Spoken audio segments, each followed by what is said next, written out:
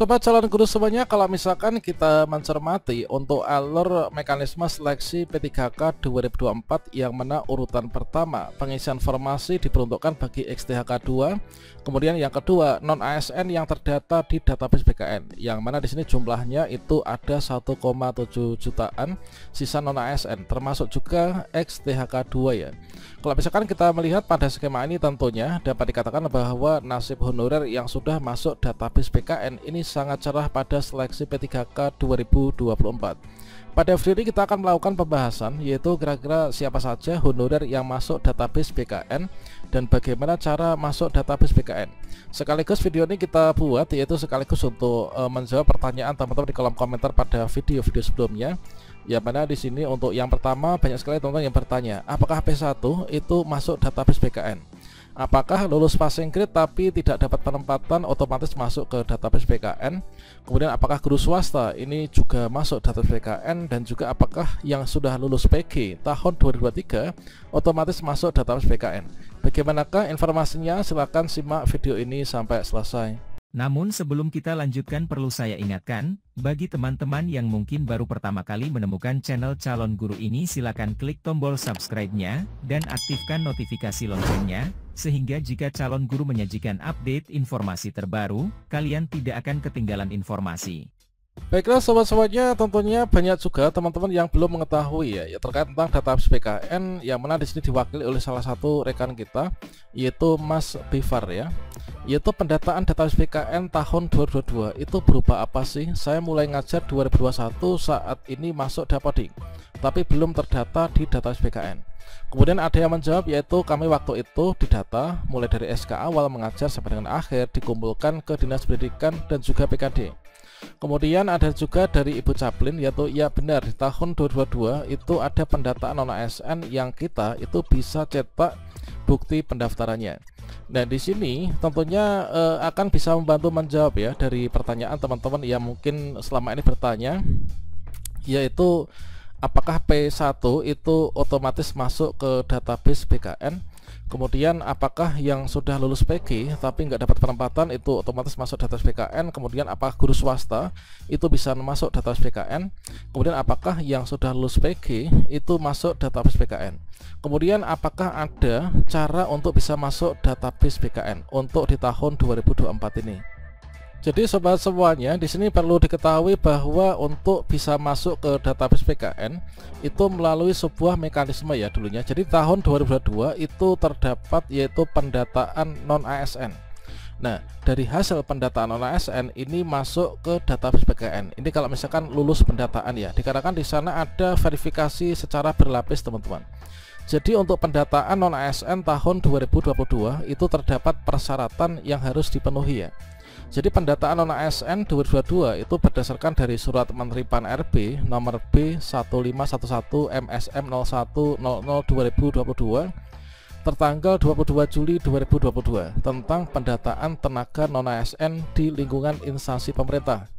Nah, jadi teman-teman kalau misalkan di sini melihat dari suratnya, tentangnya aja ini kita sudah bisa membacanya. Yaitu siapa saja yang bisa masuk database BKN dulunya, siapa saja yang bisa ikut pendataan non ASN tahun 2022, yaitu tenaga non ASN di lingkungan instansi pemerintah ya. Nah, kalau misalkan kita sinkronkan dengan posisi kita sebagai seorang guru honorer misalkan, berarti kalau misalkan tenaga non ASN di lingkungan instansi pemerintah, tentunya ya di sekolah-sekolah negeri ya, baik itu di TK negeri, di SD negeri, SMP negeri, SMA negeri, kemudian SMK negeri, kemudian madrasah negeri, seperti itu. Jadi kalau misalkan guru swasta otomatis tidak masuk nih database BKN. Dikarenakan apa? Dikarenakan di tahun 2022 ketika terbit surat Menpan RB terkait tentang pendataan ASN itu tidak masuk dalam sasaran. Karena yang menjadi sasaran untuk masuk database BKN itu adalah dari guru honorer di sekolah negeri. Nah, tentunya tidak semua guru honorer di sekolah negeri di tahun itu bisa ikut pendataan. Dikarenakan di sini ada persyaratan-persyaratan lanjutan. Yang mana di sini sebenarnya ada dua persyaratan, yaitu yang berstatus ya. Jadi tenaga honorer yang bekerja di instansi pemerintah itu untuk bisa masuk ke pendataan tenaga non ASN 2022 ketika itu, yaitu berstatus sebagai yang pertama, yaitu tenaga honorer kategori 2 atau THK 2 yang terdaftar dalam database BKN. Nah, THK2 itu siapa? THK2 itu adalah guru honorer atau tenaga honorer yang sudah bekerja sejak tahun 2005 1 Januari ya, dan masuk ke data PKN sebagai THK2 ketika itu, dan belum diangkat menjadi ASN sampai tahun ini. Kemudian yang kedua yaitu tenaga honorer yang bukan THK2 ketika itu bisa ikut pendataan non-ASN. Nah, ini adalah dibuktikan dengan yang kedua nih, yaitu pegawai non-ASN yang bekerja pada instansi pemerintah. Jadi sangat jelas untuk guru swasta ini tidak bisa ikut pendataan non-ASN ya ketika itu teman-teman. Ini jadi ada dua yang bisa ikut pendataan dulunya itu, yaitu tenaga honorer XTHK2 dan juga pegawai non-ASN atau honorer yang bekerja di instansi pemerintah. Kalau misalkan di sekolah ya di sekolah-sekolah negeri. Kemudian untuk persyaratan lanjutan ini kan ada 5 ya. Jadi dari dua kategori ini dulunya yang bisa ikut pendataan itu adalah yang pembayaran langsung menggunakan APBN pusat dan APBD daerah ya. Ini bukan melalui mekanisme pengadaan barang atau jasa individu ataupun juga pihak ketiga. Jadi tidak seluruh honorer yang dari kedua kategori ini dulu itu bisa ikut pendataan. Dikarenakan untuk persyaratan gaji supaya bisa ikut pendataan non-ASN itu adalah harus mendapatkan pembayaran langsung menggunakan APBN ataupun juga APBD ya. Yang kedua yaitu harus diangkat paling rendah oleh pimpinan unit kerja. Artinya diangkat oleh kepala sekolah itu bisa dulunya. Yang ketiga telah bekerja paling singkat 1 tahun pada 31 Desember 2021. Nah, artinya untuk bisa ikut pendataan itu yaitu TMT-nya itu adalah minimal yaitu di tahun 2020 ya. Karena di Desember 2021 ini adalah harus sudah 1 tahun teman-teman, dan masih aktif bekerja sampai dengan saat itu ya, di tahun 2022 itu. Kemudian ada juga batasan usia, yaitu usia paling rendah itu minimal 20 tahun dan paling tinggi itu adalah 56 tahun pada 31 Desember 2021 ya.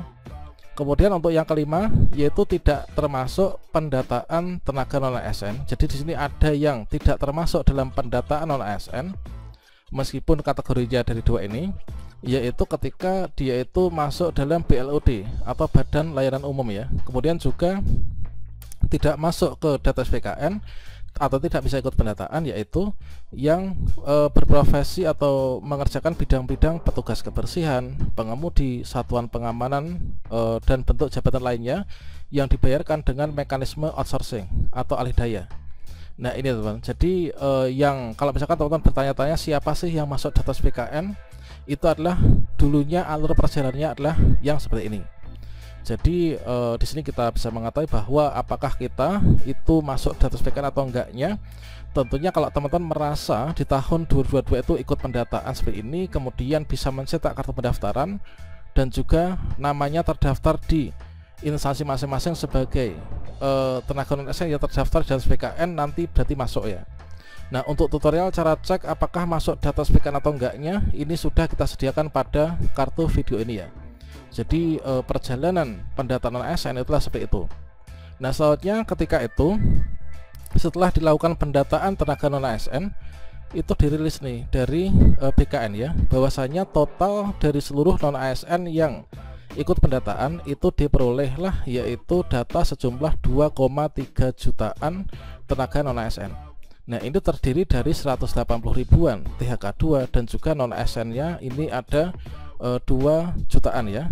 Nah, 2,100 jutaan. Kemudian dalam lambat laun berjalannya waktu, di sini dari 2,3 jutaan tenaga non-ASN yang sudah lolos pendataan non-ASN 2022 itu di sini sudah ada 511.427 yang sudah diangkat menjadi PNS maupun juga menjadi P3K.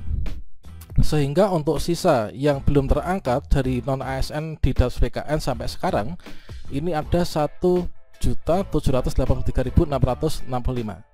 Nah, ini jadi yang akan menjadi fokus untuk pengangkatan P3K 2024 adalah yang 1,7 jutaan ini teman-teman.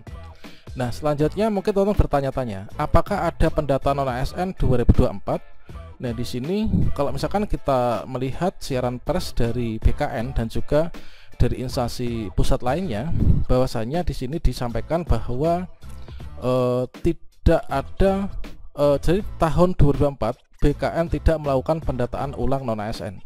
Jadi yang masuk das PKN ya yang 1,7 jutaan itu yang hasil pendataan ASN 2022 itu ya.